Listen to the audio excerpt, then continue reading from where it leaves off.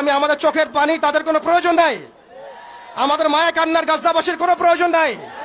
গাজাবাসীর প্রয়োজন অর্থনৈতিক সাপোর্ট, গাজাবাসীর প্রয়োজন সামরিক সাপোর্ট, গাজাবাসীর প্রয়োজন এমন একটা জাইশ, এমন একটা ফোর্স যেটা বাহির থেকে গিয়ে বাইতুল মুকাদ্দাসকে উদ্ধার করবে ইনশাআল্লাহ।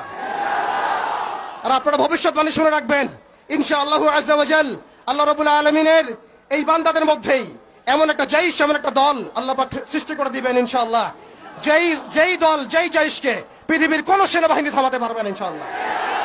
শেষ পর্যন্ত তারা বাইতুল মুকাদ্দাস মুক্ত করেই ছাড়বে ইনশাআল্লাহ। শুধু সময়ের অপেক্ষা।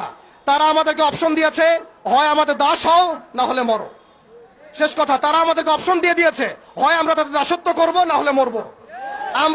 আমরাও বলে দিচ্ছি, আমরা দাসত্ব করব না, আমরা হয় শহীদ হব অথবা স্বাধীনতা ছিনিয়ে নিয়ে আসবো ইনশাআল্লাহ। হয় আমরা শহীদ হব না হলে স্বাধীনতা ছিনিয়ে নিয়ে আসবো ইনশাআল্লাহ। আল্লাহ পাক আমাদের বাংলার তাওহীদের জনতাকে কবুল করেন, আমিন। ওয়া আখিরু দাওয়ানা।